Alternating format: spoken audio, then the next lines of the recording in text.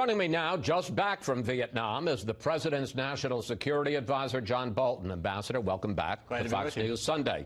Well, following the failed summit in Vietnam, where does diplomacy stand between the U.S. and North Korea? What is President Trump looking for, and what is he willing to give? Well, I don't agree at all that it was a failed summit. I think the obligation of the President of the United States is to defend and advance American national security interest, and I think he did that by rejecting a bad deal and by trying again to persuade Kim Jong-un to take the big deal that really could make a difference for North Korea. As the President said, sometimes you have to walk away, and I think he made a very important point to North Korea and to other countries around the world about negotiating with him. He's not desperate for a deal, not with North Korea, not with anybody, if it's contrary to American national interest. Well, I want to pick up on that, though, because apparently it had become clear in the negotiations over the preceding weeks and then finally days before Hanoi that the North Koreans were asking for a much greater sanctions relief than the President was willing to give. Under those circumstances, did it make sense to even hold this summit? Well, you never know what the North Koreans are actually going to come with or if they're going to adhere to it. And a big part of the problem here in all these discussions where the experts are saying, well, the North Koreans will give up part of their program and the U.S. will release some of the economic sanctions, that has bedeviled prior administrations is the problem of incommensurability, that we're talking about things that don't have common measurements. And what North Korea has done consistently in the past is promise to denuclearize and then, by the way, not do it, to get economic benefits which provide their economy a lifeline, get them out of the trouble they're in, and then allow them to go back to the nuclear program. That kind of mistake is exactly what President Trump said he would not permit in his administration, and he did not do it. You didn't really answer my first question, I'm now realizing, which is where do things stand and what is the President, what does he want and what's he willing to give? What he has said from the beginning, that North Korea, if it makes a strategic decision to denuclearize, can have the prospect of a very, very bright economic future. The President held that door open for North Korea and Singapore. They didn't walk through it. He held it open for them again in Hanoi. They didn't walk through it. He's ready to hold it open again. No fixed date for a third summit, but he's turned traditional diplomacy on its head, and after all, in the case of North Korea, why not? Traditional diplomacy has failed in the last 3 administrations. He was willing. You would agree it has failed so far with you, too. Well, after 8 months, I mean, he's got a record of 24 years of failure to stop North Korea from making progress on its nuclear program. But would you agree that so far this move with Kim has failed? I don't think we're in any worse shape than they were in past administrations. I think, in fact, we're in a stronger position because the maximum pressure campaign, as it's been called, of putting tighter economic sanctions on North Korea and enforcing those sanctions more effectively is what brought them to this point. And that program of maximum pressure will continue and I think have a real impact on Kim Jong-un. I want to ask you about exactly that, because before Singapore, the President said that he would not accept North Korea as a nuclear power. And here's what you told me last April. Is there any possibility that the U.S. would accept North Korea as a nuclear power and allow them to keep some of their infrastructure? I don't see how that's possible.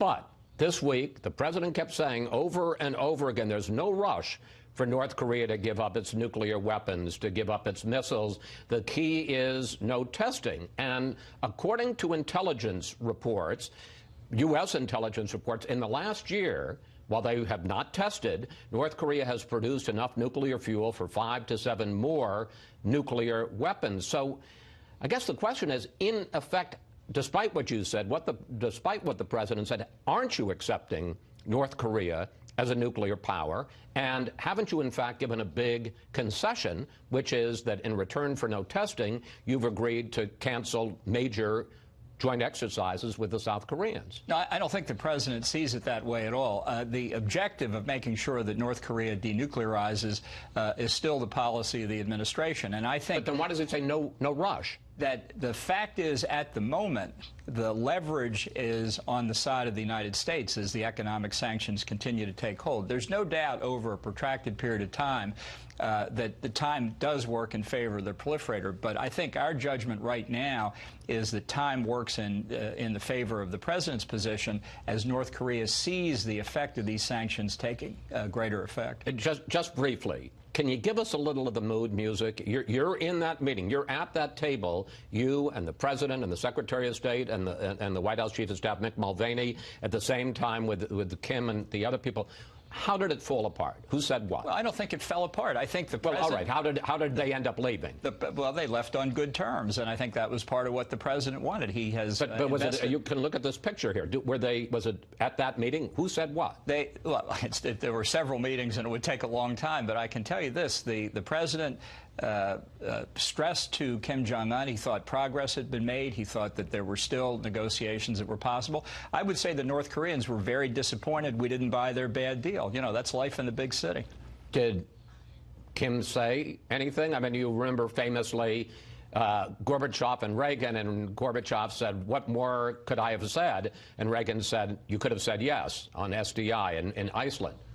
Any moment like that? Well, I think there were several. The president kept saying, take what he called the big deal, denuclearization, make the decision, give up the nuclear, chemical, and biological weapons, give up the ballistic missiles. He handed Kim Jong-un a piece of paper, actually two, one in Korean and one in English, that laid out what we expected there. And in exchange for that, you get this well-placed piece of real estate, as the president judges it from his business experience, that could have an extraordinary economic future. And what did Kim say? He walked away from it. All right. Meanwhile, the president seemed to absolve Kim Jong-un of any responsibility in the torture and death of Otto Warmbier. Take a look. In those prisons and those camps, you have a lot of people, and some really bad things happened to Otto. Some really, really bad things. Why are you? But he tells me that he didn't know about it, and I will take him at his word. Well, the Warmbier family was shocked at that, and so were top Republicans. The blood of Otto Warmbier is on the hands of Kim Jong-un. And the Warmbiers issued this statement. Kim and his evil regime are responsible for the death of our son Otto.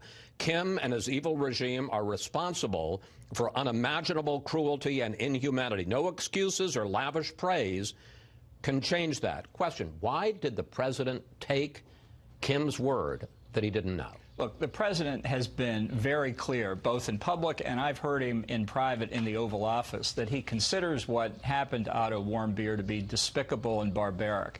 And I think he made that clear in Hanoi and made it clear subsequently. I think the best thing the North Koreans... Let me just interrupt for a second. He says, I mean, I'm going to just read you the quote back again that we just played. Kim tells me that he didn't know it, and I will take him at his word. Yeah. Why did he say that? You know, what he's trying to convey is that he's got a difficult line to walk to negotiate with Kim Jong-un and at the same time demand what I think North Korea would find very much in its own best interest, give us a complete accounting of who was responsible for what happened to Otto Warmbier. That would go a long way to improving relations. But this is not the first time that the president has taken the word of an autocrat over outside evidence. He's not taking the word. He said, "I'm going to take." When he says, "I'm going to take him at his word," it doesn't mean that he accepts it as reality. It means that he accepts that's what Kim Jong-un said.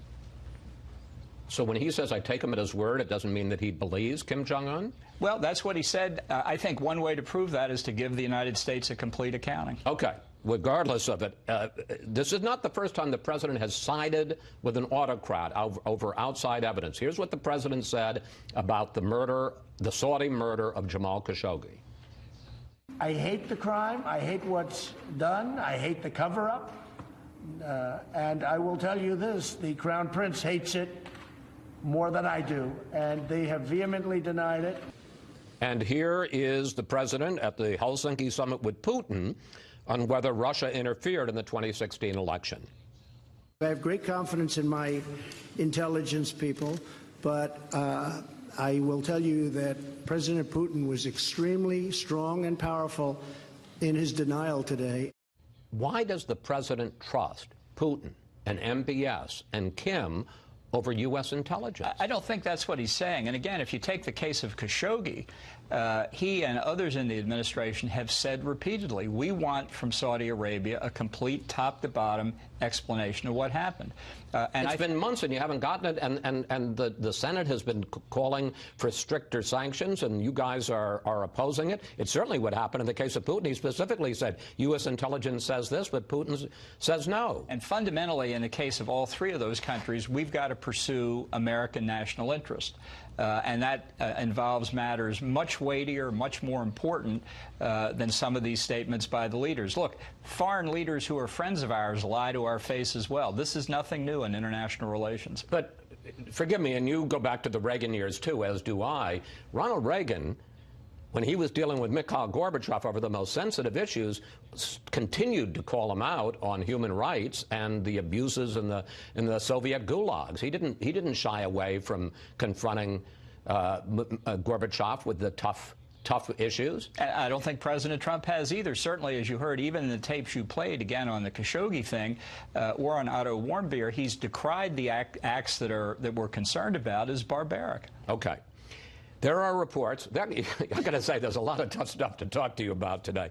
Two more issues. One, there are reports, none denied so far, that President Trump ordered the White House to give a top-secret security clearance to Jared Kushner over the objections of the White House Chief of Staff, John Kelly, over the White House counsel, Don McGahn, and over the CIA.